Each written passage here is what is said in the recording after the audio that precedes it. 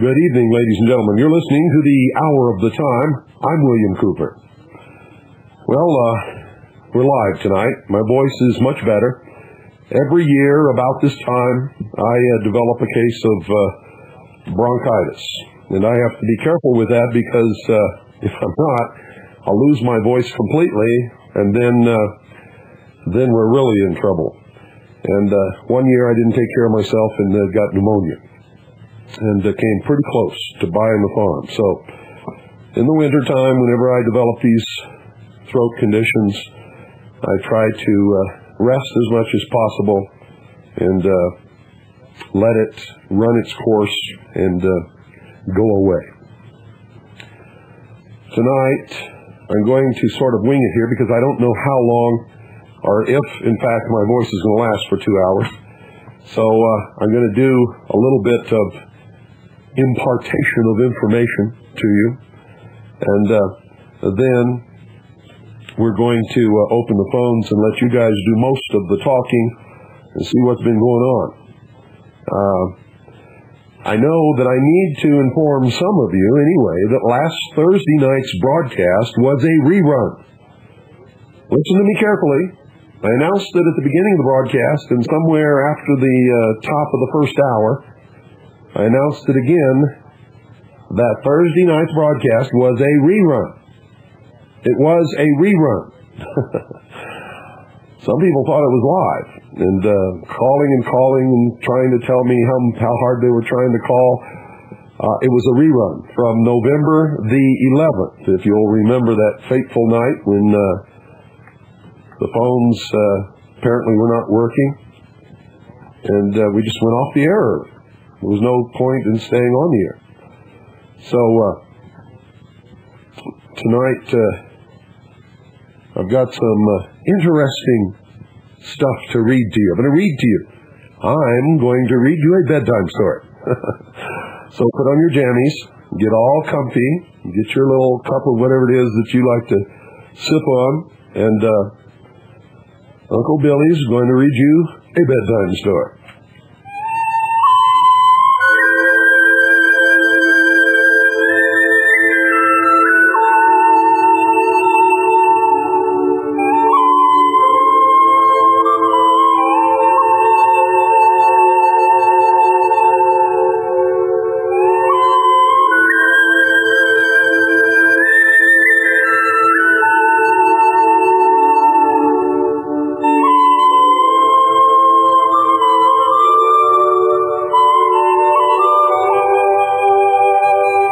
Long-time listeners to this broadcast already know the subject, I'm sure.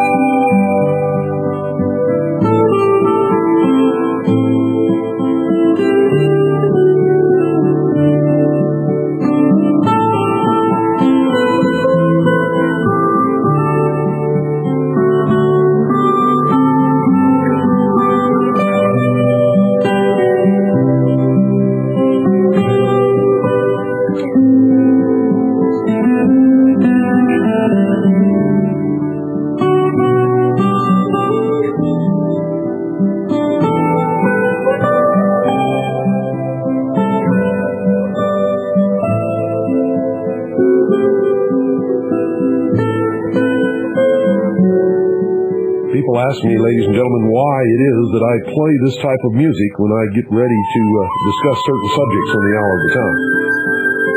It's because it evokes an air of mystery. It makes you sort of go into a thoughtful mood. And the music is mysterious. It makes you wonder about its origins, what it's all about. The same is true for what you're going to hear. This is from the Rosicrucian Digest. The Rosicrucian Digest. I'm going to read to you from issue number 2, volume 74, 1996, for those of you who may have a copy and may wish to look it up. And I think you're going to find this very interesting. You see, everywhere I look for the answers to the real meaning behind the veil, to what's really going on in the so-called fraternal orders, the mystery schools, the secret societies, I always come up with the same answer. Always.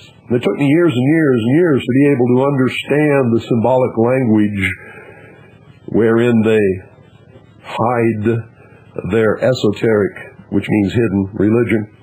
And religion it is, ladies and gentlemen. Make no mistake about it. And don't ever believe that you can sit down and honestly ask them questions about these things and really believe that they're going to give you honest answers. They cannot. They have taken blood oaths upon pain of death never to reveal the secrets of the lodge. And so they cannot, and they will not. And the tenets of the lodge teach them that when it comes to a choice between telling the truth and telling a lie, they will tell a lie in every single instance without fail. In fact, they're chronic liars. Now, I don't care if it's your father, I don't care if it's your mother, and I don't care how much you love them. You may think they would never betray you and never lie to you. I'm telling you right now, you're mistaken. You are mistaken.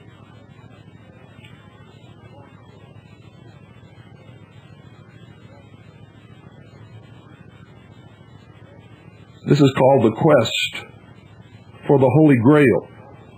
The Grail Guardians by Earl DeMott,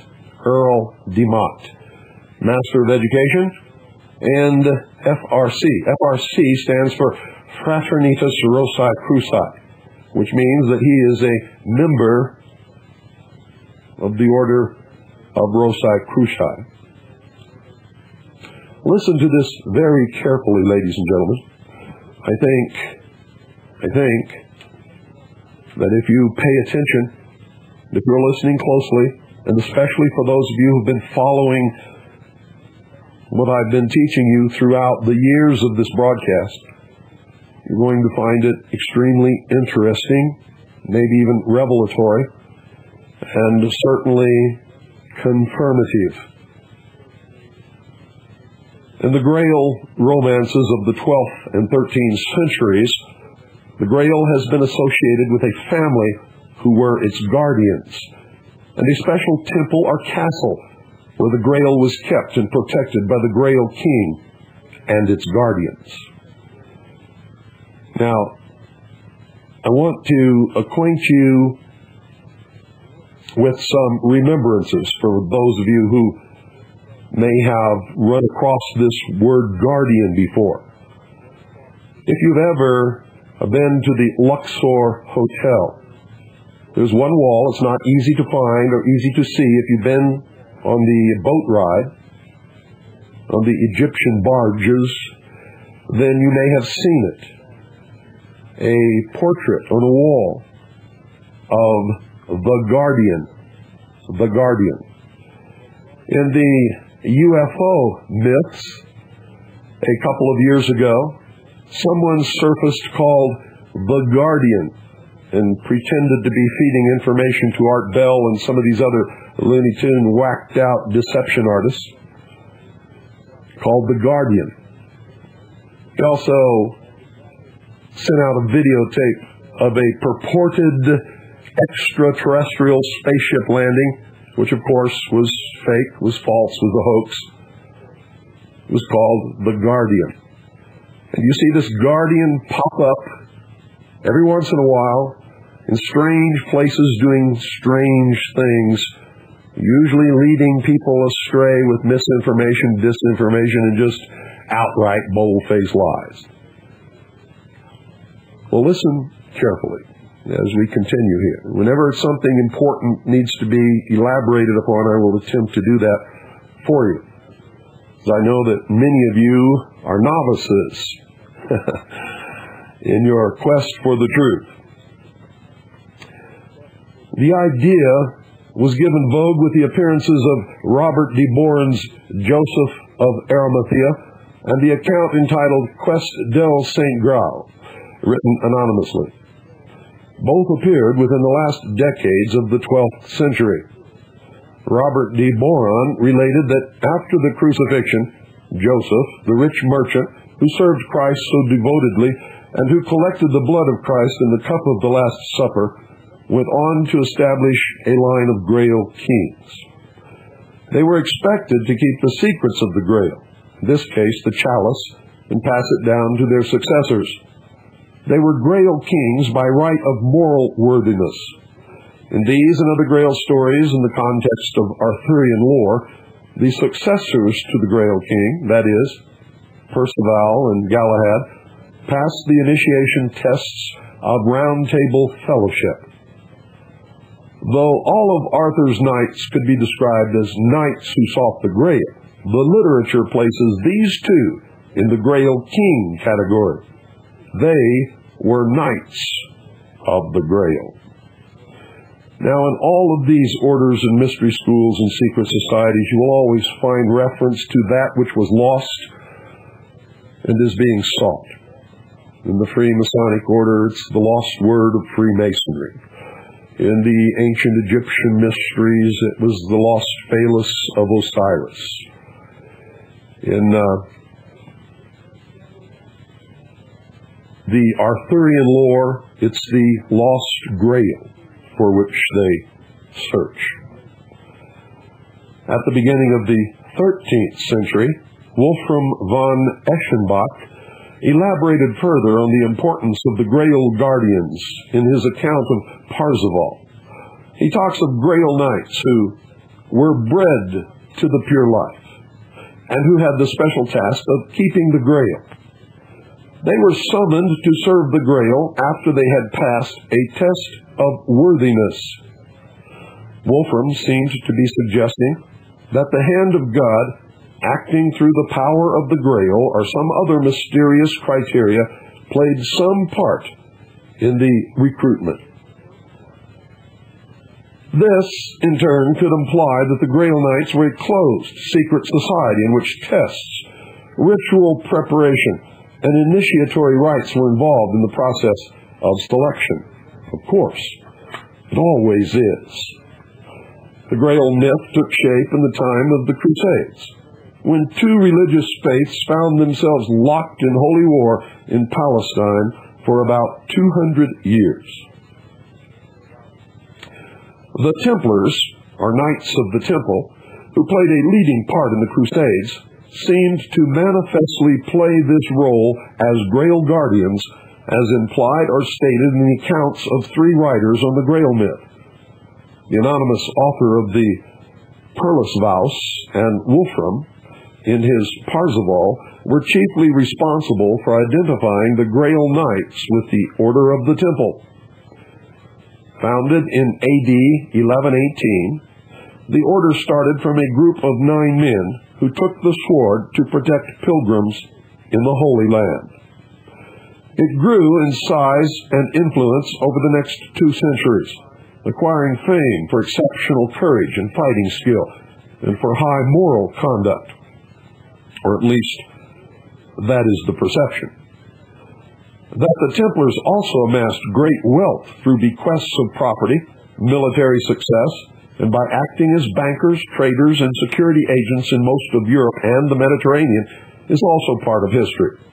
In fact, the Knights Templars were the first international bankers. Mention has also been made of their influence in the building of the great cathedrals of Europe. Peter Bryce notes, "The Templars had the aim of guarding the routes to the Holy Land, which can be taken literally, but also in a more profound sense. Their activities put them into contact with other civilizations. They seem to have formed an intellectual link between East and West, and to have become guardians of a great deal of esoteric knowledge." And right there, I've got to pause and take a drink of water. You all know why.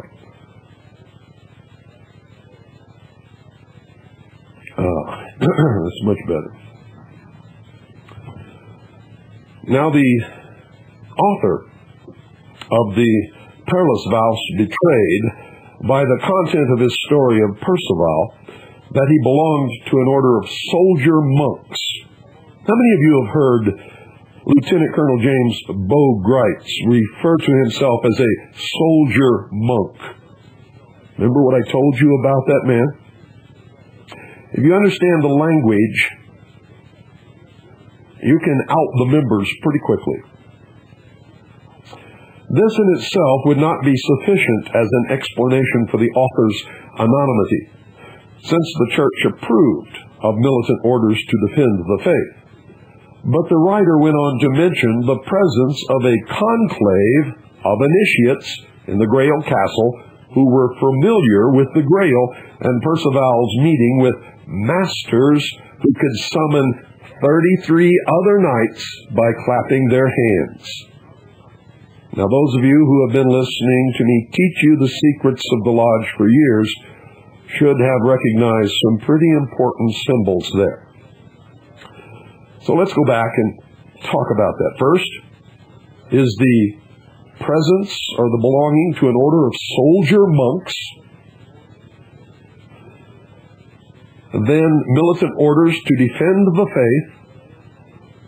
The presence of a conclave of initiates in the Grail castle who were familiar with the Grail, and Percival's meeting with masters who could summon 33 other knights simply by clapping their hands. The knights that appeared had Templar insignia and seemed of an age. The mysterious or magical connotations implied here would not sit well with any kind of orthodoxy. Such references, however, and the writer's detailed knowledge of close combat and its effects on the human body clearly pointed to Templars as the Grail Knights. Wolfram was much less reticent to reveal he had some connection with the Templar order. You see, he was either a Teutonic Knight or Templar, and probably followed the Crusader track to the east. In his poem, he talks about the Grail being guarded by knights who are the purest, who seek adventure as a test of their worthiness, and who were also sent to be rulers of countries. That's a key piece of information. Who were also sent to be rulers of countries. If purity involved monthly asceticism, sacrifice of possessions, a willingness to die for a noble cause, and indomitable courage in the face of overwhelming odds, these attitudes found no better expression than in a Templar knight. Wolfram actually coined a word for his Grail Knights. They were Templison, or Templison is the correct one, Templison, the iron men of the temple.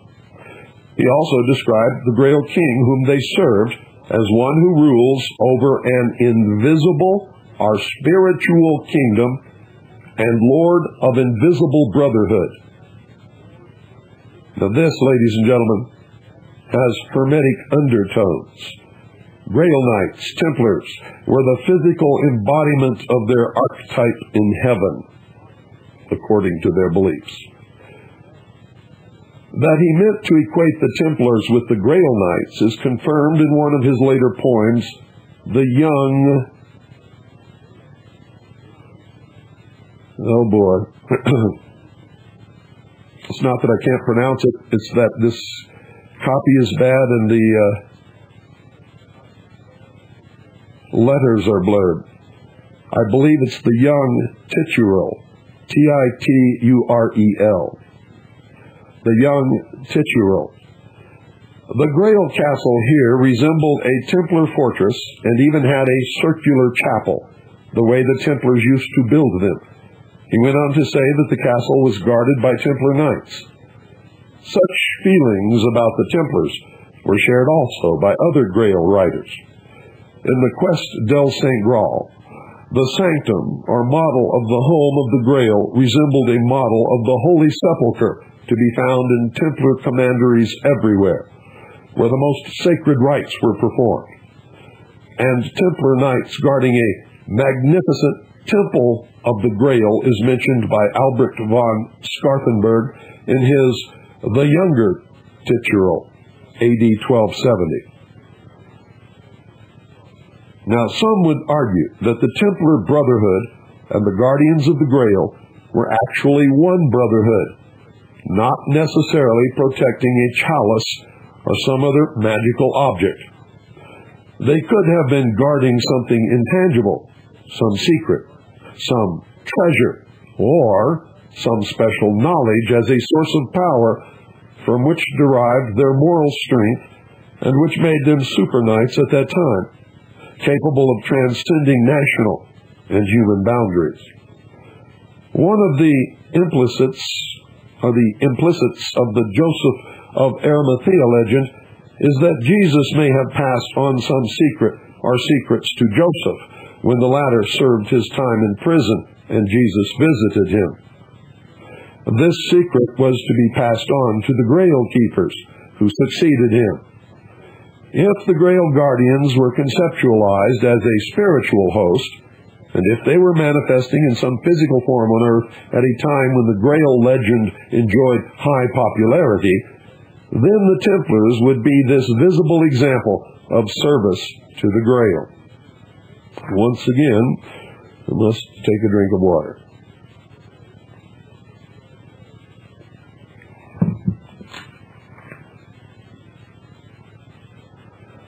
The intimate connection of the whole Grail myth with Templarism was zealously promoted in the first half of the 19th century. Intriguing articles appeared before the public which sustained the idea that certain baptismal fonts and vessels were like Grail vessels, that the Grail poems were written to glorify the Templar order, that Templar symbols and doctrines were borrowed from the Grail legend, that the same ideal of union of knighthood and sanctity was found in the Templar order and the Grail Guardians, and so on. It is even possible to envisage that the Templar order, among others like the Teutonic Knights and the Hospitallers, was the manifest model upon whom the ideal conception of the Grail Guardian was built up by the Grail storytellers. Now this becomes especially significant if we place the Templars within the spiritual lineage of the secret initiatory tradition of the mystery schools. And ladies and gentlemen, that's exactly where you had better place them. The Templars held their meetings in private. They initiated their recruits within their chapels in secrecy and defied external attempts by courts of the time and by posterity to discover the secrets in their worship. Common elements in thought and practice of certain initiatic schools, which, due to their persistence over time and their value in raising the consciousness of humanity, at least that's what they claim, have come to be recognized as representing that movement called the Great Tradition. Its teachings were religious or mystical, usually not subject to the dogma of any particular faith. The Rosicrucian order finds its roots in the mystery tradition of ancient Egypt. The inspiration and contents of this tradition have been reinforced through additions from the mystery teachings of individuals and groups in ancient Greece, China, India, Persia, and many other lands, not forgetting the contributions of modern science, philosophy, and psychology, and its own research which confirm or clarify the ancient wisdom of this tradition. Historical links can be traced between the Rosicrucian order, AMORC, and Rosicrucian activity in the late Middle Ages. That is, in the time of the Crusades, Templars, alchemists, Cathars, provincial Kabbalists, and Grail literature. The area of the most intense activity for all these groups was the south of France, although the movements were widespread throughout Europe. It is reasonable to assume that some Templars were Rosicrucians and vice versa. And the same could be said of Templars and Cathars and Rosicrucians. That some Templars fought in the Albigensian Crusade against Cathars does not negate the cross links between the movements. These Templars felt their first loyalty was to papal authority, from whom they received their authority to function. And that, ladies and gentlemen, is one of the myths of the Templar order. In fact, the Knights Templar existed for many years. For many years, ladies and gentlemen. They were commissioned by Geoffrey de Bouillon, who was the first king of Jerusalem. What do you think about that? Not by the Pope. And they rose to power on that commission. It wasn't until they were extremely powerful and very successful in the field of battle, and very rich, I might add, that they were summoned by the Pope and then commissioned as an order of the Catholic Church. I think the Knights Templar accepted more on a political basis than on any basis of understanding and belief in the Catholic religion. Because it is clear, ladies and gentlemen, in researching the Knights Templar, that they certainly were not, ladies and gentlemen, practicers of the Christian religion as interpreted by the Catholic Church or any other Christian church, for that matter. They were, in fact, practitioners of the ancient mystery religions. On the Templar-Rosicrucian connection, not long after the suppression of the Templars as an order, some Templars who survived or escaped the persecution formed a society called the Elder Brothers of the Rose Cross. Templar Grand Masters and advanced members of the order would be categorized as higher initiates. They were distinct from other servants of the order, like builders, artisans, men-at-arms, and ancillaries. The elevated station of their leaders had parallels with the Cathars, whose leaders were perfecti, perfect because of moral purity and strictly bound rule. Others were credentes, believers, who were allowed some freedom from higher discipline and who were not yet ready to be elevated. Both Templars and Cathars derived some of their beliefs from contact with the Middle Eastern religious and mystical thought, which played no small part in their final condemnation as heretics and in the control of their overt activity. Differences existed among the mystically minded societies. These are best seen in the main symbols representing their principal aim or character. The Templar red cross on a white mantle had a related but different symbolic meaning from the rosy cross. A Cathar cross was equal branched with a rose at the axis. Rosicrucians as a group have never been known to go on military adventures, although individuals may have been combatants. Cathars defended themselves when attacked. The Templars' fame was partly based on their being a fighting machine. It also happened that Templar loyalty to papal authority saw some of them, perhaps unwillingly, take part in the Albigensian Crusade against the Cathars.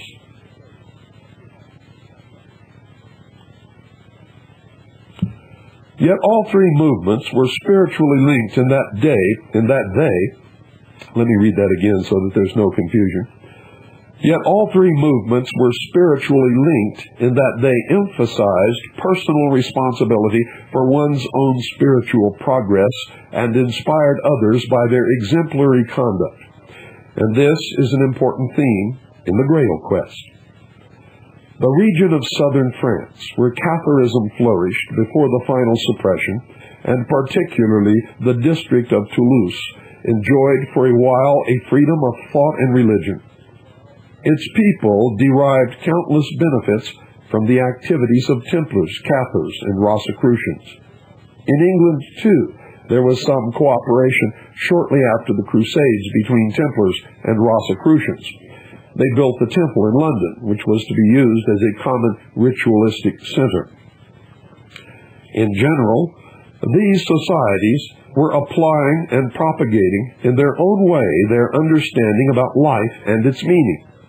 They practiced initiatory models for the mystical advancement of their neophytes, and their rites relevant to this were conducted in strict privacy. Since Rosicrucianism is an eclectic, selectively inclusive, and progressive body of wisdom learning, it would have included the best of what the Templars thought and practiced in their private and secret instruction. References to this interesting material is to be found in the archives of the Rosicrucian Order, AMORC, and the affinities between the two orders are considered in the private instruction given to Rosicrucian students. So who were the Grail guardians? The question is sometimes asked, is the existence of Grail guardians mythical, or are they historical figures? This leads to the same debate on the nature of the Grail. Is it an object or symbol? There have been attempts to establish a lineage over the centuries, a succession of Grail keepers, an actual rather than a legendary family, a physical bloodline that matched the spiritual one. And for those of you who would like to pursue that, I suggest you read Holy Blood, Holy Grail by Lee Bygant and Lincoln. A path is traced from the time of the Crusades through the Merovingian dynasty to Mary Magdalene and to Jesus. An apparent reference in Wolfram's work to an actual Merovingian ruler of a principality in the south of France is referenced for supporting evidence. With Wolfram's reputation as cryptic writer, the opinion is expressed, and I quote, "The more one studies him, the more likely it seems that he is referring to an actual group of people, not a mythic or fictionalized family," end quote. Bygant, page 317. The evidence is a bit tenuous, and the conclusions either tend to raise a few eyebrows or thrill others with the connections explored. Corroboration by other research is wanting, meaning non-existent, but we must keep an open mind about this as we take up another line of thought on the identity of the Grail guardians. In this case, the lineage is not genetic or fictional, but mystical. And that's, ladies and gentlemen, where I tell you the path lies. In this view of the Grail King, our guardian, we must turn to the Christian mystery. The name of Melchizedek, referred to in Hebrews chapter 7, verse 3, foreshadows Christ in his offering of bread and wine in token of the flesh and blood of his people. He appears to take on the character of a Grail King, holding both offices of priest and temporal ruler, one who is without father or mother or genealogy and continues a priest forever. Jesus Christ is called a priest in the succession of Melchizedek by right of sacrifice. There is no physical bloodline here, ladies and gentlemen, but an implication that the Grail King could only be a successor to the Melchizedek Christ lineage carried on, as we have seen, by Joseph of Arimathea into the future. The original chalice, or Grail, or its symbolic equivalent and its protectors on earth, were humanity's heritage from the time we acquired a religious or mystical consciousness. Now, this embodiment of the perfect Grail King does not sit well with some conceptions of the Grail romances about the Grail King. In the stories, he appears as the ailing Fisher King, whose incurable wound was caused by some moral lapse. This lapse is explained as sexual indiscretion, or by the implication of original sin, or simply as illustrative of the fall and the need for redemption. Whatever the case may be, both king and kingdom had to suffer indefinitely or until some successor replaced the old king. Recognize that theme? This is a problem we face when myths are mixed, and it occurred in the consciousness of medieval man when pagan beliefs, that is, Celtic, had to come to some accommodation with Christianity. We need not enter into the debate here as to whether the biblical story is so much fact and so much myth. The mythical aspect of the Melchizedek succession supports a linear movement in human origins and destiny from the creation, the fall, experience on earth, and the final perfect outcome on Judgment Day. The Grail King myth, however, represents a cyclic Celtic view of events. What was observable in nature and the universe corresponded with events in the lives of men: birth, growth and decline, death and regeneration, or, if you wish, reincarnation. Once the Melchizedek story and its implications entered into the consciousness of medieval man, it was represented not in the Grail romance, but in stone. One of the countless messages that the Cathedral of Chartres has passed on to posterity is the status of Melchizedek. It stands alongside the biblical and historical figures flanking the portals of the cathedral. He is there, holding a cup in which there is a smooth stone, as incorporating a double concept. The two symbols of chalice and precious stone, mentioned separately in the romances, were here united as if to permanently set the myth in a medium even more enduring than oral or written tradition. Forever are the two truths represented: the chalice as a source and maintainer of life, and the precious stone as the light of cosmic wisdom. And so we have found in the Melchizedek statue a point of meditation on the nature on man's place in the universe. The Grail guardian here is the perfect man. Remember what I've taught you, ladies and gentlemen? He echoes it right here. And this is a highly degreed adept of the Rosicrucian order. Listen to me very carefully. The Grail guardian here is the perfect man, the priest king, the Christ king, a composite of Arthur and Merlin, a Hermes Trismegistos, one who has attained office by being of two worlds, having one foot in heaven and the other on earth, or living this life in a moment of time as if the two worlds were one. This is surely the concept of the Grail guardians in the imagery of Grail mythology, namely, to further the idea of celestial man.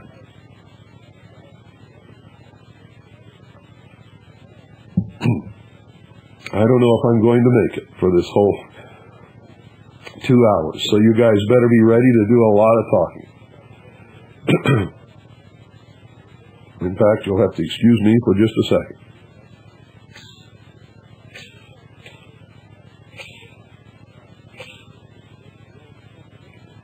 I had to turn down the mic pot in order to have a little coughing fit here.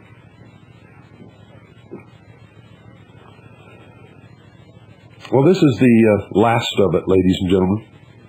Every human being must be elevated through trial and initiation to the status of the priest-king, the union of the spiritual and temporal, the representation of divinity in the manifested universe in all its glory.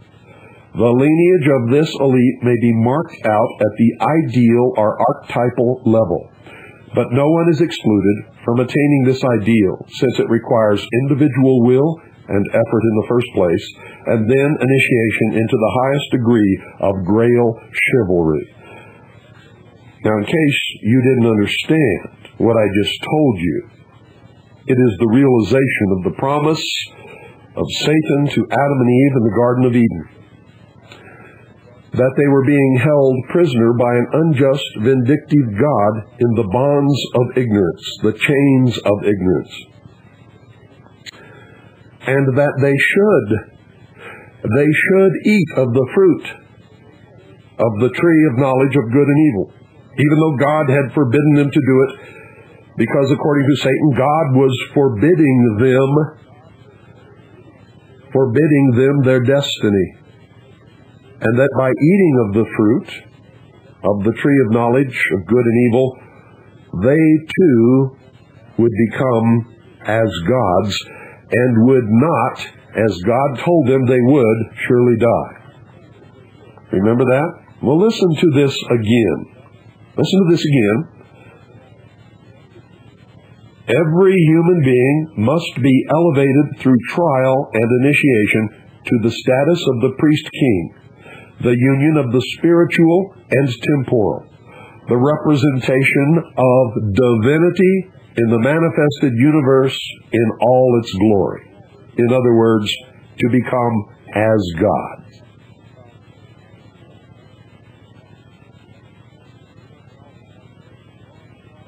The lineage of this elite may be marked out at the ideal or archetypal level, but no one is excluded from attaining this ideal, since it requires individual will and effort in the first place, and then initiation into the highest degree of Grail chivalry. So you see, ladies and gentlemen, as I have been teaching you for all these years, here is another confirmation from the mouth of a highly degreed member of the Fraternitas Rosicrucian, printed in the Rosicrucian Digest, Volume 74, Issue Number 2, 1996, the admission that their religion is the Luciferian philosophy, exactly as Albert Pike said himself in his book, Morals and Dogma, back in the 1800s, in the middle of the 1800s, when he wrote it. And with that, let us put you in a thoughtful mood to digest what you have just heard.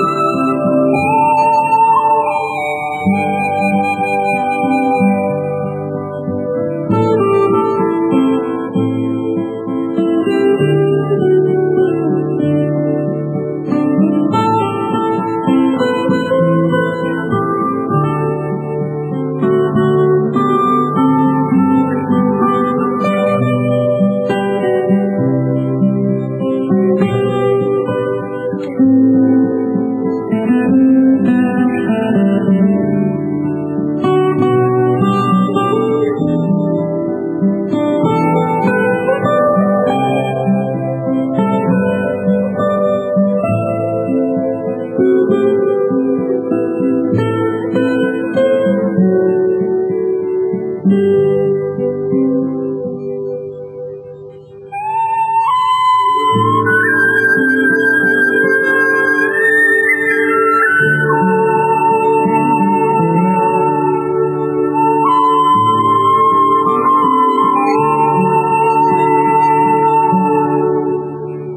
there you go, ladies and gentlemen. Once again, I have given you confirmation, once again, of the real secret behind the lodge door. Practiced in the temple without windows by the Brotherhood. No matter what name you tack onto that Brotherhood, at the highest levels, it's always the same. Always. Never changed. And it never will. It is the concept that because man is the only creature ever given the ability to think or reason, that the collective mind of man is in fact the mind of God. And that man, through the use of his intellect and his good works, will become as gods and will not surely die. And they are feverishly working in laboratories to unlock the secret of aging, the genetic code of the human animal, in order that a perfect race of men may be created who will then live forever. How about that? If you don't believe me, if you live long enough, you're going to find out that I'm right. The number is 520-333-4578, and the phones are open. The phones are going to be open for the rest of the broadcast, and I hope that the audience will do most of the talking so that my voice will last for the remainder of this broadcast, hopefully. So you're free to discuss whatever you wish. You can discuss what you just heard, or you can talk about current events. You can talk about the impeachment of the president. You can talk about the weather. I don't care what you talk about as long as you talk. 520-333-4578 is the number. Again, I want to remind all of you that last Thursday night's broadcast was a rerun. For those of you who thought that it was live, it was a rerun. Good evening, you're on the air. Well, hello, Mr. Cooper. Sure, it's my pleasure. I used to listen to you when you were on a station that was playing broadcast out of Central California, and that's where I'm calling from. And, well, a couple nights after Christmas, I was tuning the dial and heard them old martial law sirens on 7.415, and boy, was I a happy camper. Well, glad to have you back. Okay, well, I don't know how... Just wanted to throw something out here for people who might be new to you and your listening audience. I'm kind of nervous here, so Well, take a deep breath and settle down. You're amongst friends here. Okay, well, anyway, a long time ago, 3-4 years ago, when I used to listen to you on that other station that broadcast on FM, one night you threw out a date of a newspaper ad. It's Thursday, December 15th, 1960, about the breakdown of civilization when they're confronted with superior technology and things like that, out of the New York Times. And, I went down to the library the day. I was trying to find something else, but I stopped at the reference. And sure enough, I brought that article, and I just wanted to thank you so much, because I learned, more from you than listening to any of the many other radio people that I listen to, and well, some people don't feel that way. Some people think that listening to me is a complete waste of time. Well, I try to make my family aware of the peril that we're in, and they, that old, I don't know, them people on the TV, and tonight there's this basketball game on, they just can't get out of that mode, so. Yeah, the Emperor's Colosseum, the games. Yeah. The Emperor created the Colosseum in Rome in order to divert the thinking of the population from revolution to hedonistic, pleasurable activity. Well, I understand completely. I drive coast to coast in one of them diesel cars out there, and I once in a while I'll get on my wild horse and start, letting it go on the CV a little bit, and people come at me back like I'm crazy and a nut and all that, and sometimes I cop attitude and tell them, don't worry about it, maybe you'll figure it out when you're standing in a food line someday. Well, good for you. One other note today on the front page of USA Today was an article, pilot program started in Colorado through the Department of Transportation where truckers can volunteer for training, and they'll become, eyes of the police out there on the road. And they, Hitler's brown shirts. They just, the blurring of the line all the way, if it ain't divide and conquer, it's another method of installing that police state, Well, that is divide and conquer. It also instills terror in everyone because you'll never know which trucker you're sitting at a table with in a truck stop is one of the Gestapo's informants. Yeah, there you go. And, I have I tell my dad he don't want to wake up. My mind is a little polluted than most people, but, the double speak for I'm just a little more aware and awake. But, some of these guys so worried about their logbooks, and they can't see the government controlling them and how they provide for their family and this and that, Yeah. So, anyway, I tell you what, I'm so glad. Last I had heard you was on, I believe someone told me, the RMI out of Miami, and I never could reach you out here in the Central Valley, California, but I got a 60-foot long wire out there in the tree, so you're coming in about a S5, S4 on my 818, okay? Well, good for you. So, thank you very much for all that you've done. You're welcome. Keep up the good work. I'll be listening. Okay, thank you for calling. Thank you for talking a lot, too. No problem. I'm going to get back out there and listen to your other callers. Thank you so much. You're welcome. Bye-bye. 520-333-4578 is the number. Phones are open, and you can talk about anything that's on your mind. I don't care. Just talk. Call in and talk, whoever you are. For those of you who have not yet received your packet of information from American Longevity on Dr. Wallach's recommendations on how you can improve your own personal health, you need to call 1-888-403-2405. That's 1-888-403-2405. Good evening. You're on the air. Yeah, hi. Hi. Can I get you to talk a lot louder, please?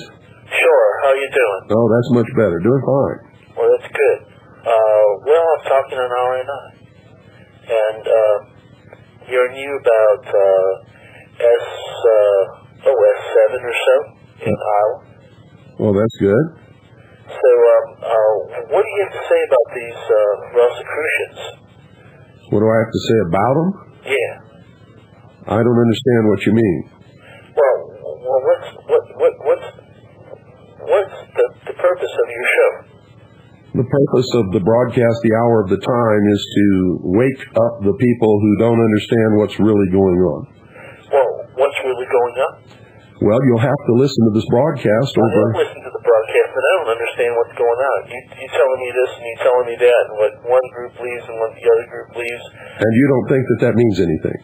Well, I don't know what you believe. I don't know what anybody else believes, and I don't know what the importance of the whole broadcast is, frankly. Well, if you don't know what anyone believes, then you should listen to try to determine, and you should go and find the necessary references and books to check it out to make sure it's true, because it does make a tremendously big difference. Well, yeah, I guess so, because I'll tell you something. Nobody's calling you except me. Pardon? I don't know what this is all about.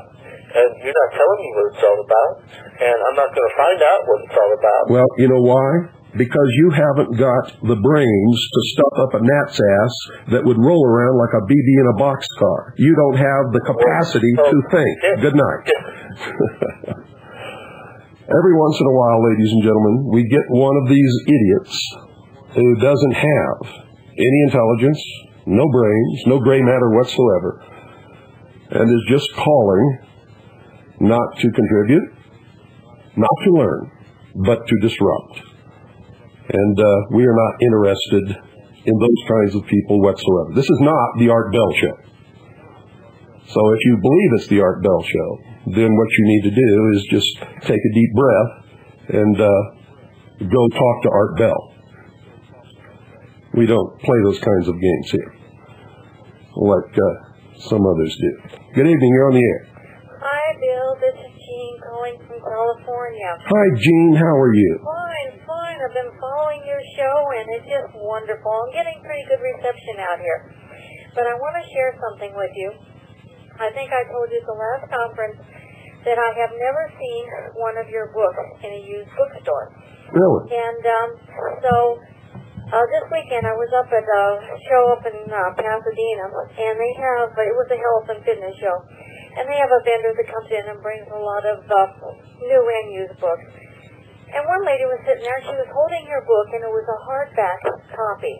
Oh, one of the original 500 collectors signed and numbered edition. Now, I didn't know it was that limited, or I would have bought it. But you had an inscription in there, and it said something about thanking somebody. There was not a name, but it was thanking somebody for their support during these trying times. And so the lady was asking the book vendor, underneath your signature was 032. So she was saying to the vendor, she says, I wonder what this means. And that was book number 32 of 500, which makes it extremely valuable. Oh, my goodness.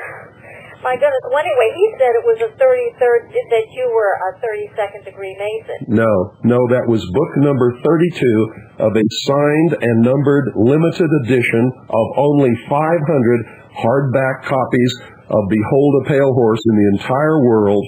That was copy number 32. Now, it was also the first edition.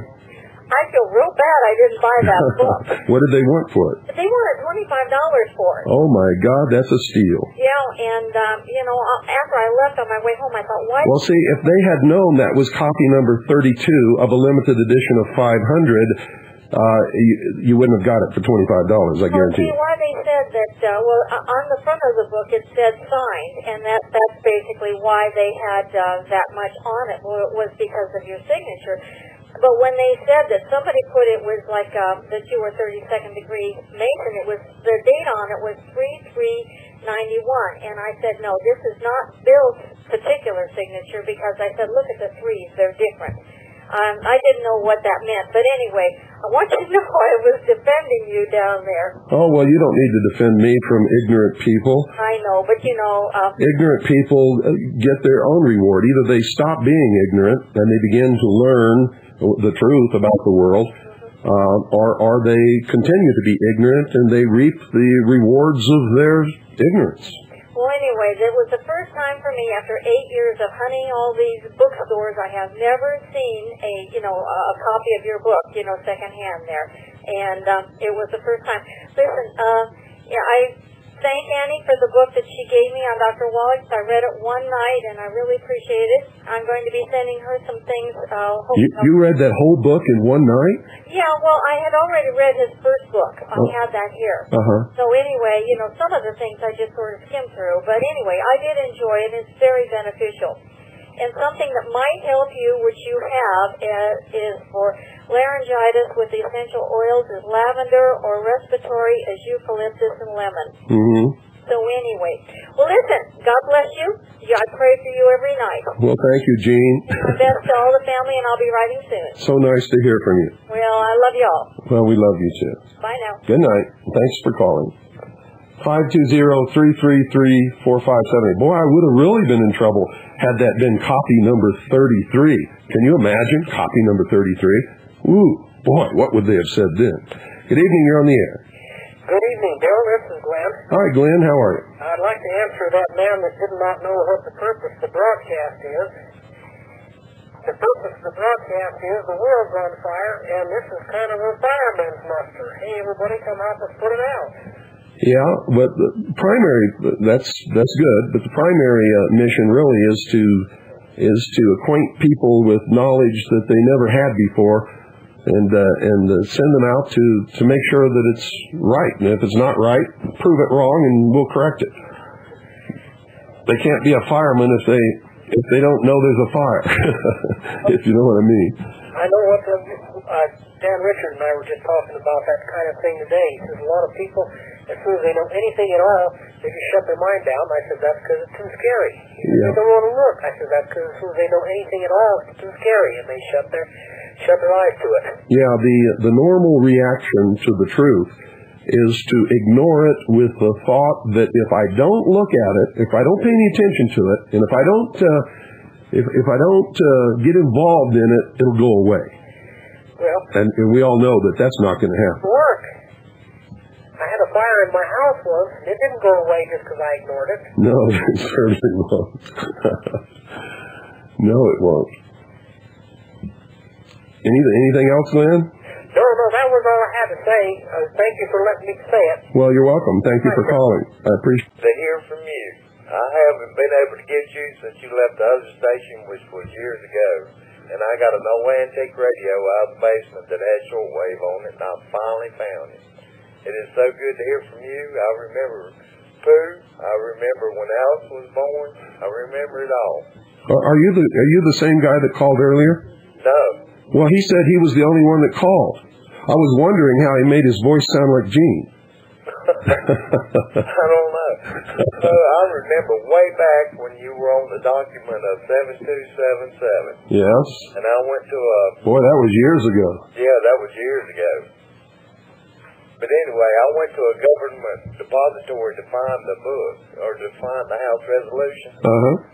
And they had volume 1, 2, 3, and it went down to 10. And the volume that it was in was gone.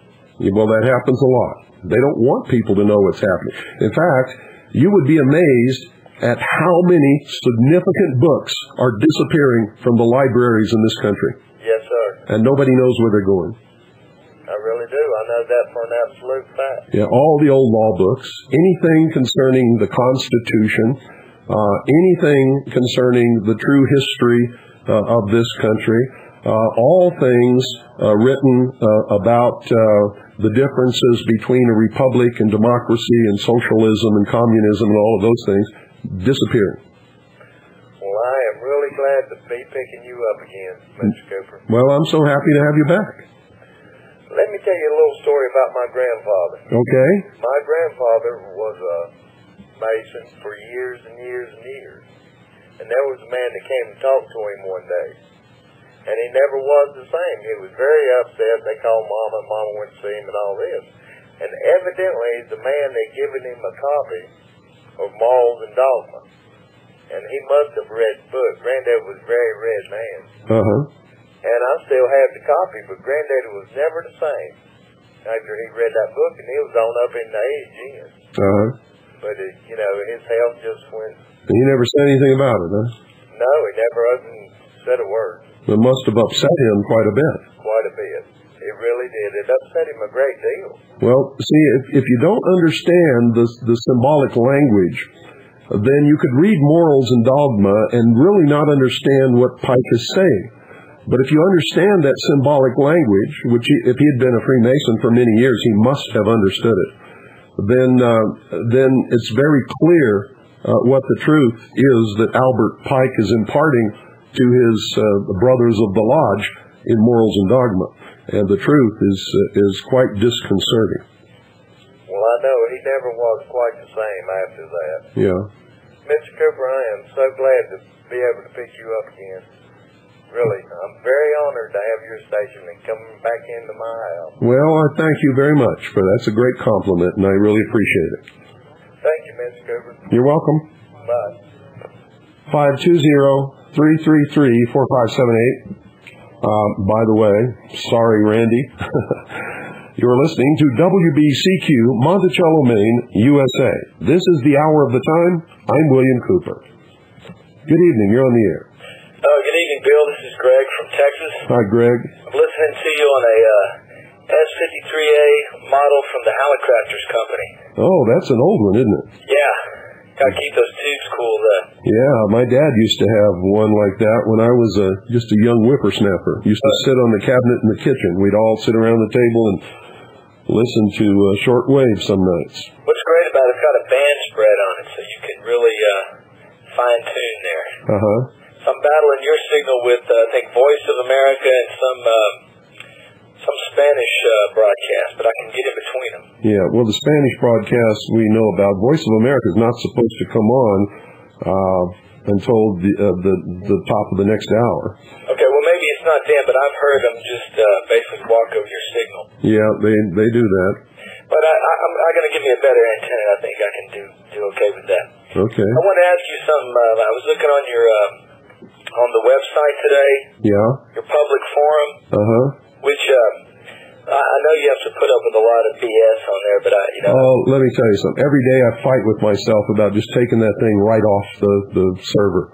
Well, I mean, from my point of view, it's a really good thing for me because it just it's a good exchange of information. But some of the stuff on there, Well, it is for some people, but unfortunately, most of them are sheeple. Yeah. And they just get on there and just rant and rave and have their religious arguments and explain people. For me is I can put something on there, like I put something on there the other day, and I got a response back from some very intelligent people on there, and they mentioned that you had done a show on this book that I was trying to get, and it was by Michael A. Hoffman II.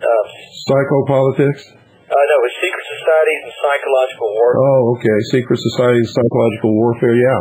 You did a show on that? Well, I did 2 shows on it. I was doing a series, and I used to do series, and sometimes I would announce in the beginning where the information came from. Sometimes I would do the series, and at the end, just to keep people guessing and interested so that they wouldn't run off and get the book and short circuit the broadcast. Right. Then I would tell them at the end.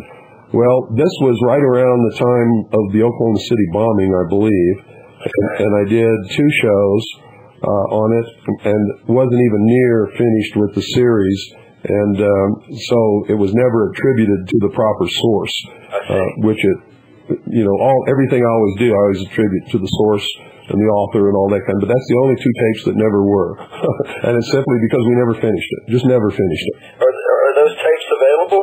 Yeah, if you'll send $1 with a self-addressed stamped envelope with 75 cents postage on it, sure, we'll send you off a whole catalog of everything that we've got, and you can figure out what it is that you want. How far does your tape list go back? I really don't know. Annie handles all of that stuff, but we retire the masters after a while, so a lot of the early broadcasts are not available. Yeah. It's simply because we have to retire the masters so that they'll be there for history. Or they'll just get worn out and there will be no record of the broadcast. Okay, sure. Because I remember the first show I listened to you was in 1992, somewhere in the... Yeah, in fact, our first broadcast was May the 4th, 1992, just 2 days before my birthday, and I was doing it on videotape and sending it to Scott Becker for the Becker Satellite Network in Kansas. And Scott was sending it to Dallas, Texas, and Dallas was uploading it to a satellite. And I thought nobody was listening, and then all of a sudden I got all of these letters from all over the world, and it was just incredible. And the rest is history. Well, I can remember calling and talking to Stan Barrington. Yeah. How's Stan? Is he still around? I don't know. Stan retired, and I don't know where Stan and his wife are now. We haven't heard from them in quite a while. Okay. Well, before I take up too much time, there's a couple other subjects I wanted to run by you. There's a book you turned me on to, well, at least through your series on the ADL. I got through my local library. I don't live in that big of a town, but I got to tell people the interlibrary loan is something that everybody needs to use. It's amazing. Yes, I've covered that on my broadcast on many occasions. It is an excellent way to get books that are not in your library and may not even be in your state. You can get them, any book in the nation that's in a library, through the Interlibrary Loan Program. Yeah, well, a couple of weeks ago I went and got Dope Incorporated. That was in your ADL expose? Yes. By the editor of Executive Intelligence Review. Yes, that'll open your eyes. Yeah, in a couple of days I got it. I'm halfway through it. It's a really good book. Of course, I don't agree with all their viewpoints, but their documentation on the international banking system and how they are Dope Incorporated. Yeah, you have to watch out for their political bent. Well, you sure do. But their research is impeccable. Their research is very good. Of course, their views is they want to lock up anybody that doesn't agree with them. But well, sure. Another thing, just like almost everybody else. Yeah, another thing that I've got sitting in my VCR, but I was waiting till after your show is, and I'm sure you've seen it. They have reissued a digitally enhanced version of the Zapruder film, and it's at local video stores now. Let me caution you. There is only one good source of the original analog version of the Zapruder film, and that's through us. Well, I have it. Yeah, we're the only source of the actual second generation copy right off the first generation. We paid $16,000 for it through my contacts to get an actual copy on 35 millimeter film off the original 8 millimeter film. It is intact. It is every single frame exactly as exists on the original Zapruder 8 millimeter film. It has not been digitized. It has not been tampered with by us at all whatsoever. Anything that you ever get that's digitized, you cannot use as proof of anything, because if you'll bring me anything that's digitized, I'll put it on my computer and I'll change it, and you'll never be able to know that it's been changed. I can do anything I want to a digitized copy of anything that you have that's digitized. Right. And you can tell with a computer that it's been digitized, can't you? You can tell on the TV if you look good enough. But my point is, I got your video, The Sacrifice King, back in like '93. Yeah. I've shown it to many people, caused a buzz, in my circle of friends. It's one of their favorite videos they want to borrow, but I don't let anybody borrow videos anymore. I found that's not a good thing. Well, I wouldn't let that out of my hands if I were you. If I'm going to show it, I have to be there. Well, the master is destroyed. There can never be any more copies of that. So, oh, really? Yeah, there are very few existing anywhere. Well, what happened to the masters? Well, they wear out. After a while, they wear out and they're no good. Okay. Well, I just got this just to see what the angle is on this thing, and of course I watched 10 seconds of it before your show came on, and they mentioned how they had the original Zapruder film. That's what they called it. And I'm just waiting. Well, the only way that you'll ever know is if you get a copy of the one that we have. Yes. And put it side by side theirs, and make sure that it's exactly the same.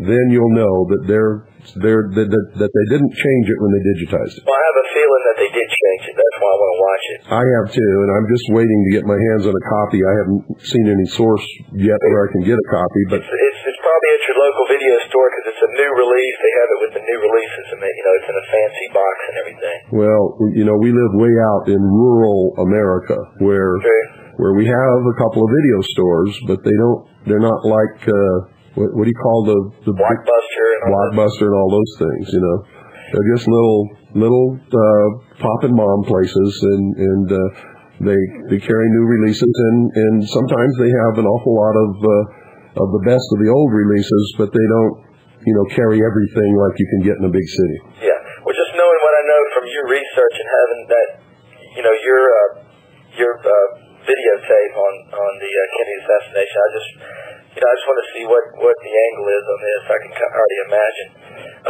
Two more things real quick. You're needing donations for the television project. Yeah, that's one thing I was going to talk about. Well, do you accept coins? Sure. Gold or silver coins? Yes, we do. Okay, I was thinking about doing that for you. In fact, some people have sent us some gold and silver coins. Okay. We just got some silver from Stephen Malone, who sent us that CD, the music CD. And by the way, those of you who have ordered the music CD, Annie's going to send them out tomorrow for you. What's the music CD? Stephen Malone, in order to help us with our with what we're doing here, he's a musician, and he made a CD. And he wrote the music, and he played all the instruments, and he mixed them together, and he made this CD, and it's just absolutely beautiful music. I played it one night. Okay. And is that available in the package when you send for tapes and things like that? I don't know if Annie's got that in there or not. It's an on-air offer. If you want a tape, cassette, stereo copy, it's $10. And he just signed his copyright over to us for 1 year, so that that'll help our TV project. That's a good deal. when you were talking to another caller, you mentioned how books and things are disappearing from libraries. Oh, yes. There's something there's a university here it's in Beaumont, Texas, near where I live. Mm-hmm. It's Lamar University. They have a rare sort of book section on the 7th floor. It's a small little room. And I was looking on the card catalog one time. I just put in Illuminati just to see what would happen. And, of course, there were 2 entries under Illuminati. One of the books is in Spanish, and it's that name. It's like Alumbrodos or something. Ilumbrados. Yes. Well, that's a book about them, but it's in Spanish, which, I don't read Spanish. But they had a document from 1896 or 1898, and the title of it was The Clintonian Faction of the Illuminati. It was about, it's funny, Clintonian. It was about that Governor DeWitt Clinton in New York. Yes. And how he was involved with the Illuminati. And I can't remember who wrote it, but I had some time one time when I was taking some classes during the summer to read it. And what it is, it looks like it was bound at one time, but it's just pages now. They're in plastic. Yeah. But it's very illuminating if you could, I was asking if I could get a copy of it. No pun intended, huh? No pun intended. I'm going to try to get a copy of it, though. But I don't know. It may not be there when I go back. Well, then you should get back there as quickly as you possibly can. I think I am. Because those things are very important. Yeah. Well, I'm going to try to do that. Hearing that they're disappearing, I'm going to be going back there very soon. Oh, yeah. And a lot of libraries now, for some reason, listen to how dumb this is. This is the stupidest thing I've ever heard in my life. Libraries are taking old books off the shelf, and they're either destroying them or selling them for 5 or 10 cents on the dollar because old books aren't good for libraries. Yeah. Well, you know what? Because of that, at this library, at this university, I've got me a great collection of books. I was getting hardcovers for $1. Yeah, but you know what? But they're disappearing because I can't buy all of them. They're disappearing, and people throw them away. They don't know the value of them, and when they die, their children come to settle the estate, and they don't want those old books, so they throw them away. So the sum total written in books for hundreds and hundreds of years by the human race is slowly being discarded into the trash cans. It's the most incredible thing I've ever heard of in my entire life, and the excuse is that people don't like to read old books, and that's the biggest bunch of BS I've ever heard in my life. Sounds like Nazi Germany. Boy, it sounds like an excuse to burn books, is what it sounds like to me. Well, I've got me a government book from 1919. That's really good. Yeah, and the older the books, the more truth you will find in them, and that's what they don't want us to see. Well, your show turned me on to that concept. Anything old, I try to peruse and look through and keep. Yeah, we did a great service to used bookstores across this country. I got to tell you that. I bet you did. One more thing I'll just mention with those books. I got me a 4-volume History of the World by H.G. Wells. Yeah. I didn't know he wrote history books. H.G. Wells wrote a lot of things. There's some other things you should look for, too. He wrote a book called The New World Order. I'm going to write that down. And he wrote that, I believe, in 1940 or 1941. Do you have that book? Yes, I do. I bet you got a lot of books. Oh, yes, I do. I have a huge library. Right now it's all packed away in storage, and it's been in storage since we left St. John's, actually. Yeah. Okay, well, look, I'll let some other people get on here, Bill, but I'm going to order that. I've got I sent my thing in for Dr. Wallach's to be a preferred customer, and I just can't wait to get that stuff and try it. Okay. And hopefully I can send you a donation for the television project. Oh, I hope so, because we're I'm going to talk about that. Okay. So just listen. All right. Thanks for calling. The number is 520-333-4578. I want to talk about the television project, because for so long we weren't getting any donations at all. And then I did my famous broadcast where I called you to task for that, and people started sending donations. Now, let me tell you what we've got so far. We've got $5,040. $5,040. We've broken the magic number, ladies and gentlemen. we now need less than $10,000. Remember, we started out needing $15,000. We needed $15,000. Thanks to those of you who really care, who want to see us succeed, we now have $5,040.02 to be exact. So now we just need about $9,060. Now, for those of you who've been sitting back thinking that, we're going to get the money that we need and you're not going to have to contribute, you're wrong. We need the help of all of you. See, $15,000 sounds like a lot of money to the average man, but it's not. It's nothing today. And that's the truth. It really is nothing. If all of you would right now tonight send a donation to this television project, within the end of this week, we could have the total amount that we need and make it a reality. It's that easy. We've already knocked down $5,040. Thank you, all of those of you who have contributed that amount of money. Good evening. You're on the air. Hello? Well, I guess he couldn't wait. 520-333-4578 is the magic number. So everybody listening out there, reach down deep inside your soul and figure out whether or not you want us to succeed. If you do, send us a donation and send us the most that you can possibly afford. If you don't want us to succeed, then stop listening to this broadcast, okay? Good evening. You're on the air. Hi, this is Daniel from Colorado. Hi, Daniel. And I've enjoyed listening to your program for years, but I was intrigued to hear you talking about the library books, and I can give you an eyewitness. First, could you talk louder, please? Yes, I'll try. I can give you an eyewitness on something that was happening with the library books. I used to work for the state library in Vermont in the early 70s, and they had a regional library system that actually the regional librarians, there were 5 regional librarians, and we would go into local town libraries and do what we call weeding, which is to take out all the old books. Yeah. And it was my job. I thought it was awfully stupid at the time, but it was my job to make sure that none of those books got into anybody's hands, but they were all destroyed. Yeah, who makes decisions like that? Who in the world is it that says that just because a book is old, it doesn't contain anything valuable? Well, it's a conspiracy. They were all taught this in library school.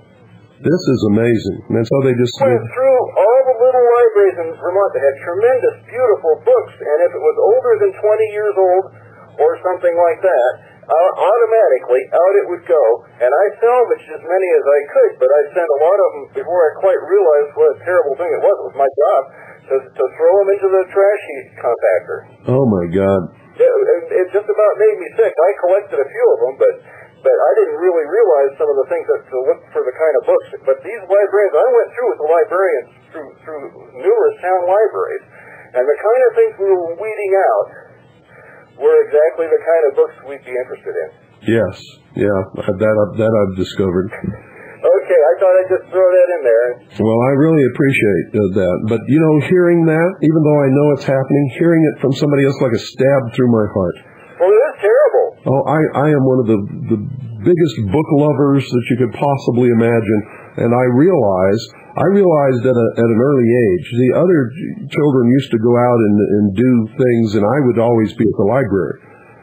I learned to read at a very early age, and I loved the library. I just loved it. I was reading books that most people never read in their lifetime when I was a teenager. Mm-hmm. And I'm not trying to say that, that there's anything good or bad about that. My first exposure to the Holy Grail was from a box of old books I found in the attic. Yeah. But I learned that the sum total of all of the knowledge of the entire human race is in books. Well, there is a certain secret order and maybe more than one, that has a goal to rewrite history. Oh, yes. Oh, yes, they do. This is part of it. It's not by accident. They do it through education, and that you can check and be sure that there's high Illuminati degrees in all the library schools. Yep, well, I understand that, yes. Yeah. Anyway, thanks for taking my call. Well, you're welcome. Thank you for your information there. God bless. Bye-bye. 520-333-4578. Let me give you the address, folks, so that you can send a donation so that we can get this TV funded, this TV project funded, and get it on the way. We've got to get this going, folks.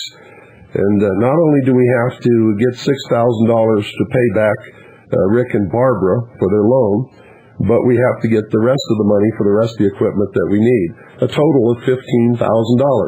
Right now, we've got $5,040.02, and we need $9,060. We need $9,960 is what we need. So please, look down in your heart, see if you want this to succeed. If you do, don't wait for somebody else to make it come to pass. You make it come to pass tonight. You sit down and you send us a donation in tomorrow's mail, and we can have this funded, and we can be working on it to make it real by the end of this week. That's how easy it is. I know a lot of you out there were sitting around thinking, oh man, this is so much money. It's not. When you get up off your butts and contribute, it's not. And it will happen. Good evening. You're on the air. Hello, Bill. I'll give you the address right after this call. Yes, sir. Yeah, Bill. For the guy who was wondering what this is all about, this show. Yeah. I could attempt an answer. Well, son, there's a war going on out there. Well, don't even do it, because he wasn't really looking for an answer. I can always tell when somebody's serious or when they're not. He wasn't looking for an answer. Well, we were all sheeple at one time. What he was trying to do was say that this show is not worth anything, and that he was the only one that called. He was a disruptor. He wasn't interested in the answer to that question. I can assure you of that. But for anyone who is, they should understand that in order to understand the enemy, we have to, like you have made the point many times, that you may not care about the beliefs of those in the, for lack of a better term, Illuminati is the word, but it behooves us to understand their beliefs, no matter how wacky they are, because to understand them, it's like a police detective trying to figure out a serial killer. Sure. And have to get into the mind of that serial killer, and to better thwart them, outsmart the killer, and they are killers, the New World Order schemers. Oh, yes, they are.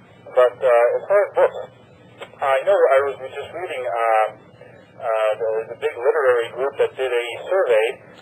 What was the most meaningful book to you? And number one was the Bible. You know what number two was? It was a book written that is secretly about the Illuminati's plans in this book of so-called fiction. And the book was written by a woman who apparently, as I understand, was a mistress of Philip Rothschild, Ayn Rand. Ayn Rand. The book Atlas Shrugged. Ayn Rand, Atlas Shrugged. The second most important book to people. Yeah, I saw that poll also. Yeah, the Bible was number one, and number two was Atlas Shrugged by Ayn Rand. Right. Now, you said that it's the plan in the book. Yes. Then would you tell us what that is?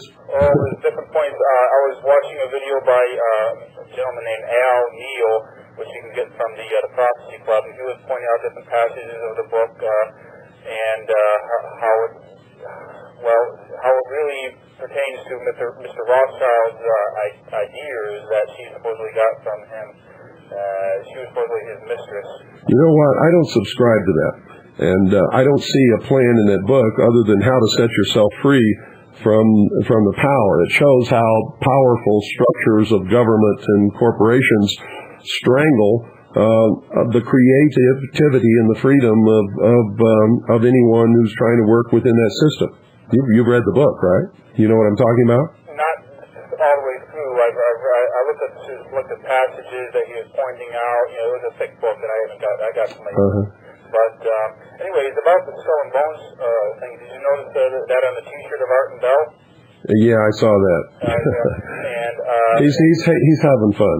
Yeah. He's having fun. That's an old symbol of Freemasonry, and it's not just a symbol of the Skull and Bones fraternity of Yale. Which is I know, yeah, it is. And if you go to Europe and look at the graves of the Knights Templars, you'll see the skull and bones on their tombstones. Yeah, let me tell you about this stained glass window up in Greenfield, Mass. There's a 100-year-old Masonic lodge on Main Street in Greenfield, Mass. If you look at the stained glass windows from the street, you see one of them has the cross and the crown. Another one has it has an outline of a skull. It doesn't have the bones. It doesn't have the eyes. It's just a white outline, and you wouldn't even tell from the street that it's a skull, or certainly not related to a skull and bones. But you go inside the building. It's no longer Masonic Lodge. It's got businesses in it now. And you go into the cable TV company there and ask them, and they'll let you go in and take a picture of the inside of the same exact stained glass window, and for some magical reason, the same exact spot where the skull on the outside is just an outline, on the inside appears the bones and the eyes. It's weird. It's a weird effect on the window. But that's in Greenfield, Mass. Oh, and latest Veritas, which I got, you said that Robert Livingston, you called him an American hero because he called on the president to do what he did. No, because he did the right thing when nobody else in Washington in recent history has ever done the right thing. He resigned. He refused to take his seat as the Speaker of the House, and he resigned from Congress effective 6 months from that date. Yes. He did the right thing, and he called upon Clinton to follow his example. He did it because he had broken the moral code, and he wanted to make it right, and that's what he did. So no longer be a representative at all? That's correct. Oh, okay. But he didn't really have to do that. I mean, it wasn't like he was a total sweep. I think he did. If he's an honorable man, any honorable man who disgraces his position has to make it right. Yeah. And the way you make it right is you resign. I called his office today at the Capitol, and I tried to find out, to straighten out whether he was a CFR member or not. They said he was not a member of the Council on Foreign Relations, but the thing is, you look in the 1998 annual report of the CFR, which you can get free from them by calling them up in New York, and it says Robert Livingston. It could be a different Robert Livingston, or it might be him, and he may not be a member this year. I don't know. And he voted for the anti-terrorism legislation, you know. He voted against the crime bill because it had the Brady law in it, because they said that he's pro-Second Amendment. He voted against GATT, but he voted for NAFTA. That's weird. NAFTA is more destructive than GATT ever thought of being. By the way, as far as Art Bell, I heard a guy say in a radio show that his name is Masonic, that art means craft, you know, the craft for Freemasonry. Yeah, and Bell with one L is another name for Lucifer or Baal. Baal, right. Do you think he was actually born with the name Art Bell? Or I have no idea. You would have to ask him. I really don't know. But and I'm not saying that metaphor of his name is meant to be that way. He may have been born Art Bell. Yeah, but he has used those occultic symbols on his website. I know. Oh, he's so deep up to it. He's admitted on his own broadcast to being a Freemason. Do you have audio of that? Pardon? Did you keep the audio of that? No. Okay. Well, I'll let you go. Well, it's just like Chuck Harder. Chuck Harder has said many times during his broadcast that he believes in socialism. I don't have audio on that either, but I've heard him say it at least 4 different times. I've heard Rush Limbaugh say that if anybody ever takes anything that he says during his broadcast seriously, then they're nuts, because he does it just for entertainment, for ratings, and for the money. And that's the only reason he's doing it. But Chuck Harder supports the labor cause of socialism, certainly, but I know he's definitely against a New World Order. I don't think he has anything to do with that, certainly. Well, now, be careful there. Read Hegel before you say that. Yeah. All right, Bill. Okay. Take care. 520-333-4578 is the number. Good evening. You're on the air. Yeah. I think the reason why the libraries are getting rid of the books is because they think they don't have enough room for them. Well, then why are they getting rid of all of the old books instead of keeping the very best of the old books along with the very best of the new? The reason why they are getting rid of the old books is because they think that they don't have enough room for them, or they don't want to make room for the books that they need to keep. That is my opinion on the libraries selling the books or burning them. I feel that if they burn them, then that part of their history books, that part of history is gone. You're right. That's correct. But let me ask you again. If that's the case, why wouldn't they pick the best of the old along with the best of the new to keep rather than just throwing out all of the old books, is what I'm trying to ask you. I cannot answer that question. To tell you the truth, I cannot answer that question. Okay. But it would seem to me that if the problem was room, that they would want to keep the best books of all of the different periods of history. But since they're just throwing out the old books, it seems to me that they're trying to get rid of history, and it has nothing to do with room in libraries. Yeah, I feel that we need to read up more on our history than to read all these fantasy books about things that never happened. Yeah, I feel that we need to pick up a history book or pick up a global studies book and read it from cover to cover. You're right. That's what I feel on people that really don't understand our history all too well. They need to pick up one of those history books and just say I'm going to read this book and read it from cover to cover. Yeah, well, you're absolutely correct. And most Americans don't have any knowledge whatsoever about the history of this country. And people say that I've learned all my American history. But you asked them a question that wasn't part of American history. They don't have an answer to it because they didn't pick up a book and read it. Yeah. They didn't pick up a book of American history and read it and find out that this is what happened. This is why it happened. And this is what went on. And this is what occurred after what that happened. Uh-huh. And this is where we are today. And this is why we are here today. That they don't understand when you ask them a question. What happened? Why did the Revolutionary War take place? I think half the students don't just their mind goes blank. Yes. Don't know why did the Revolutionary War take place. I remember one memorable moment when I was watching one of these television news shows. Not the news, but a news show. Mm-hmm. And they took a microphone and walked down the street in New York City and asked people who would stop, what the Bill of Rights? What's the Bill of Rights? And I think out of all of the people that they talked to, I remember answers like, isn't that some kind of laundry bill? And all kinds of weird things, but only one person had any idea of what it is, and he knew what it was, but he didn't know what was in it. For people out there, they don't know what the Bill of Rights is. It was the first 10 amendments that was established in the United States. That is how our Constitution became. It started with the Bill of Rights, and then all the other amendments were added to it. Yeah. Well, we thank you for your call. All right, no problem. Appreciate it. You do? All right, no problem. You have a good day. You too. All right, bye-bye. You guys don't realize how correct he was when he said the Constitution started with the Bill of Rights, because the states would not accept the Constitution. They would not accept it as it was written, would not approve it or ratify it until the Bill of Rights were completed.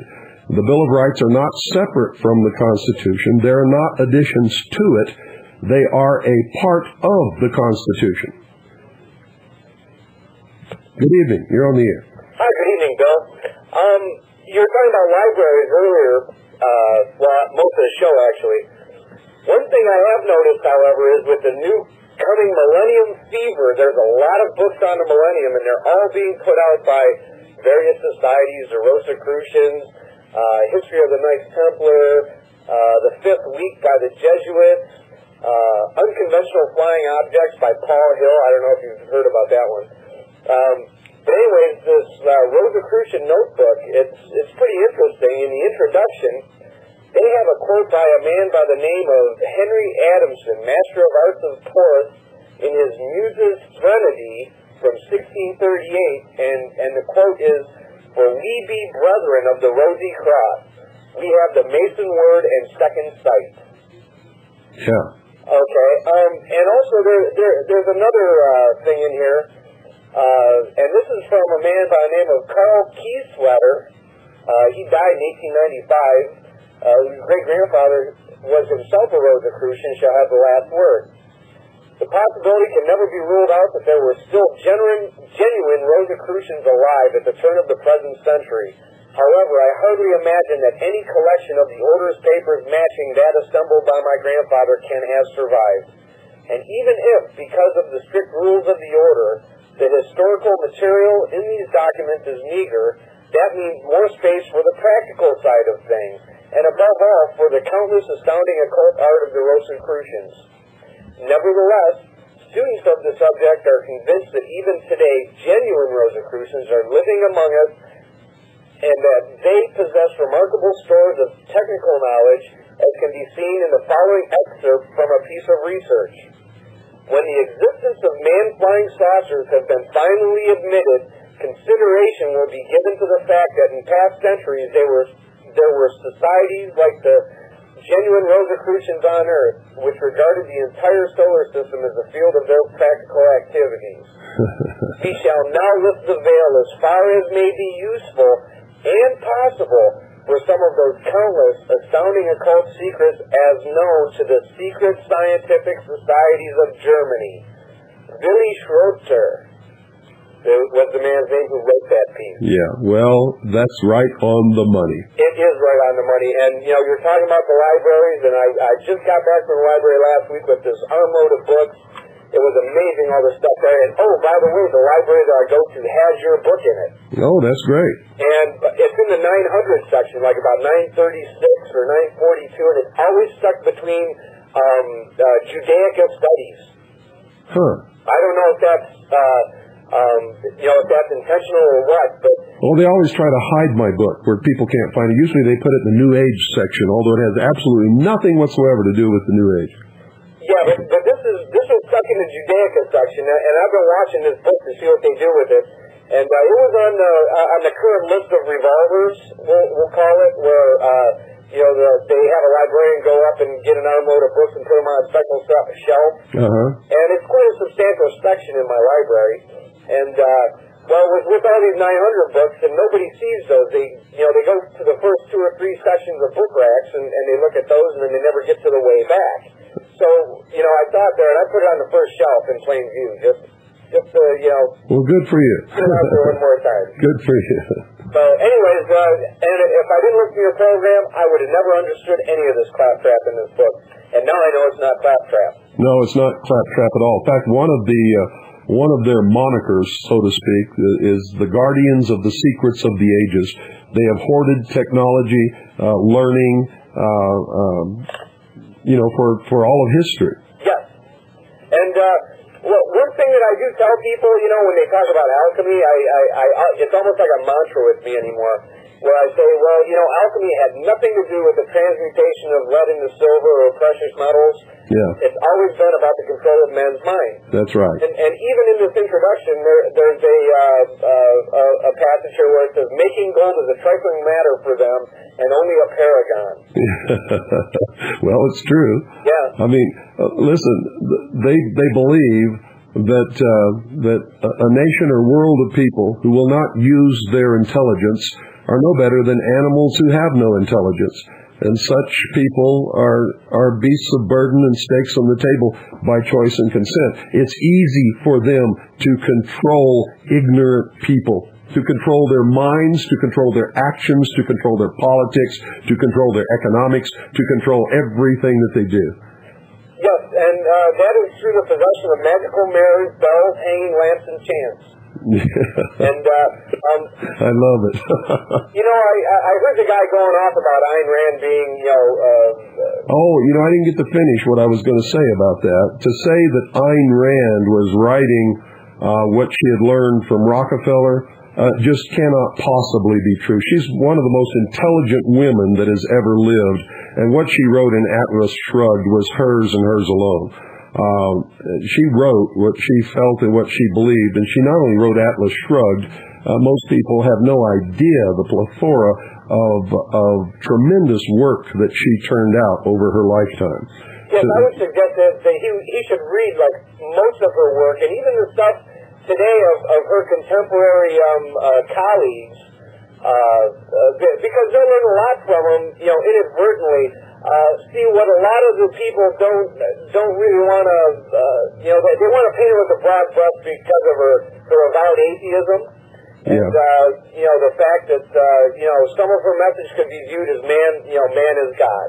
Okay, but I think she was talking about man, the individual, as their own God, if that is their choice. Okay. Well, what she was trying to do was echo the founders of this country when she said the individual is more important than the group. That's the sum total of everything that she's ever written in her life. That's right. And there was a current movie about her. I wish I could remember the name of it offhand. I saw it with a friend of mine, and it was a very good movie. And it was just a biography of her. Most people would have fallen asleep through this, and I loved every minute of it. And it is so true. She was all for the individual, and that is what our Constitution is based on. And people still want to go back to the tribe. They want the comfort of the tribe. They want collectivism because they think that somebody will take care of them. They don't realize that in collectivism, they no longer are important and can be sacrificed for the good of the whole, whether they've done anything wrong or not. It makes no difference. No, I know, and that's sad. In our system, we have to deal with it on a daily basis, and the message is so ingrained that, it's hard to deprogram people. They don't want to listen. That's because they're selfish. They want somebody to give them everything rather than have to work and slave and be responsible and take a risk of not making it, and which is, to me, I would rather live in a ditch free than ever be anybody's slave in a palace wearing silk robes and eating turkey for breakfast and smoked salmon for lunch. I would not live as a slave, even if I was treated as well as possibly could be expected. I just couldn't. I would rather live in a ditch with nothing, like God made me, with nature, and have the opportunity to use my own brain and make whatever of myself that I could, and know that that was open to me. Yeah, so being counted among the minions of the keeper, and being regarded as a lieutenant, and enjoying all those fineries that they will shower upon you as long as you toe the line. Because as soon as you don't toe the line, or they feel you develop a rebellious streak, or you're too verbose or too intellectual, against their methods, they'll eat you every time. You better believe it. And, a slave is a slave is a slave is a slave is a slave is nothing, worthless, expendable. And systems are a way of creating slaves. And we are truly slaves to a system. Well, not really. I'm not a slave to any system. I'm not a slave to any material possessions. I mean, in general, people are people into two cars in the two Japanese cars in the garage, and people in general are. Yeah, and the fiat money that they owe so love, and they don't even understand that they don't own any of their property because of that script on there about it being a debt instrument. Yeah. And you try to explain to them, and they think you're crazy. But I've made the statement many times on this broadcast that you can never be free.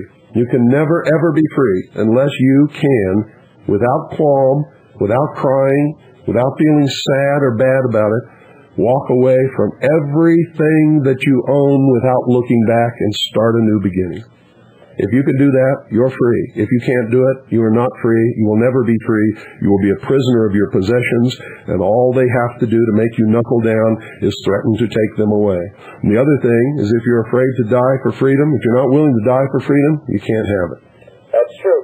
I also got your Dr. Wallach's book today, Let's Say Doctor. Oh, great. And that is a great book. And you know what? I've almost read all of it, just like that woman was talking about earlier. I don't know how you guys can do that, because it's got all these things in there, and I have to look up in the dictionary.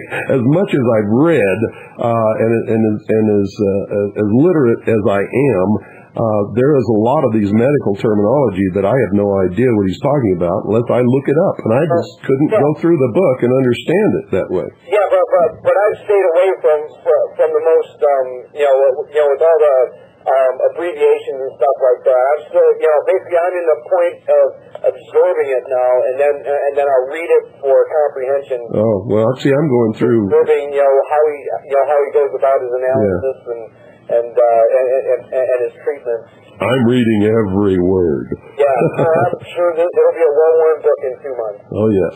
So, and everybody should get a copy and send you a donation as well. It's a fantastic book, and when I get through reading it, I'll probably read it again.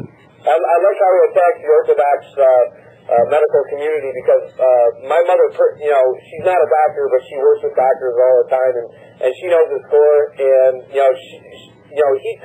she tells me everything that he says in his book is being true, and it's self-evident. Anybody who's been around doctors, know that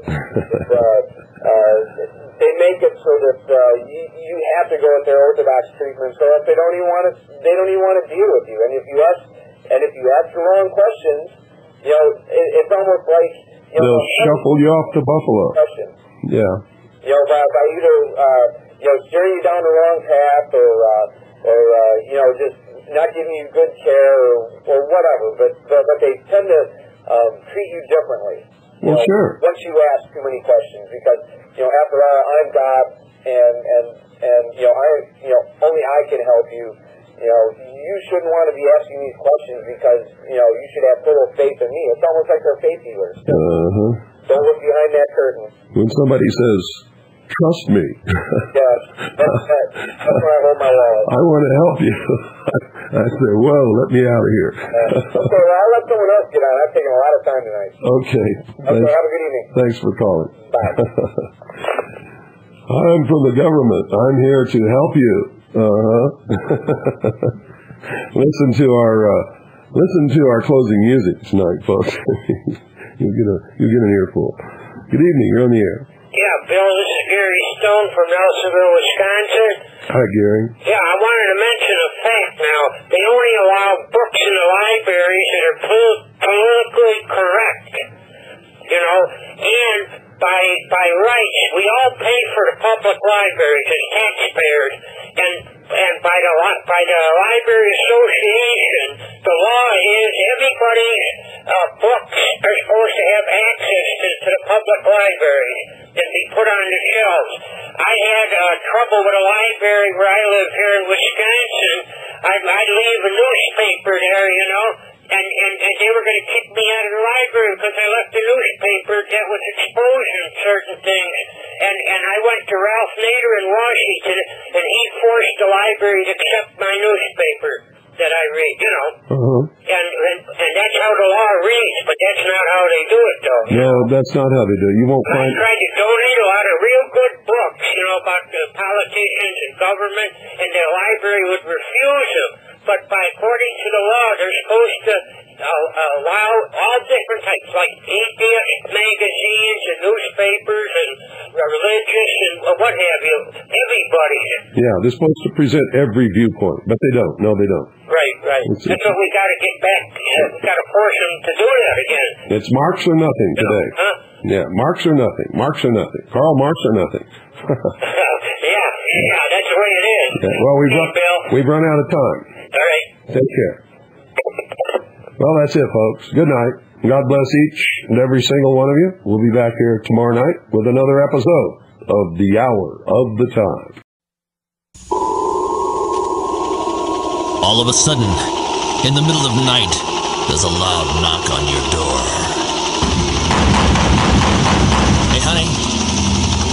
something's not right. Throw out your arms. Clinton's gun law passed through. We're here from the government. We're here to help you. And I'm from the IRS with the power to tax. If you've got a complaint, send us a fax. Get out of this house. Surrender your guns. Give me your gold. You better obey if you want to grow old.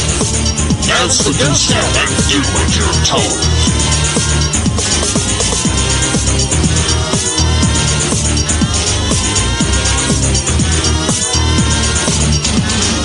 Hillary Shalala, Reno Janet Dyke, reading the words of General Albert Pike, demonic founder of the Ku Klux Klan, engineer of the Masonic Master Plan.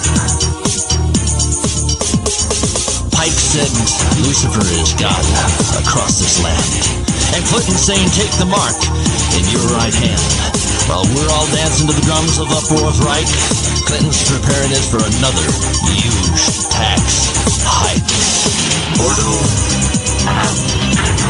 Order out of chaos, depression, inflation, create the panic, then rape the nation.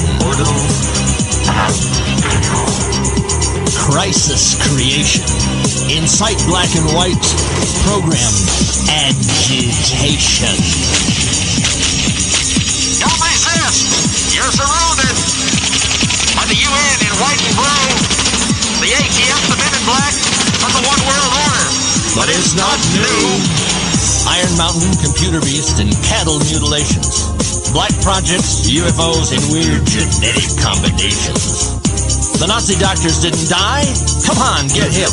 They came here with the OSS through Operation Paperclip. National ID? Debit card? Yeah. Vaccination biochip, milk carton kids, genetic engineering. Clinton says her health plans for you and your own good. Sure.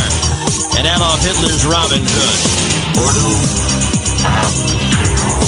Masonic mind manipulation. Inciting riots, it's crisis creation.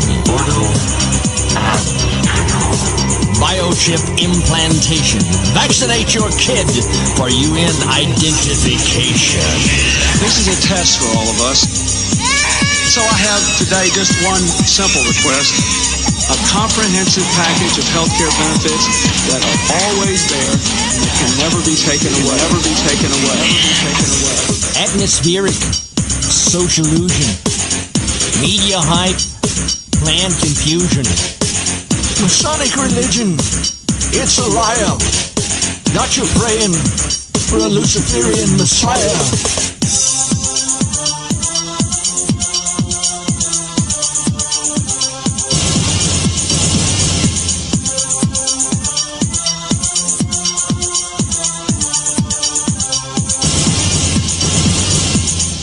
The Illuminati thinks that they're enlightened, that they're to be the gods of Earth, born of incest from the sons of Satan and their sisters in satanic birth.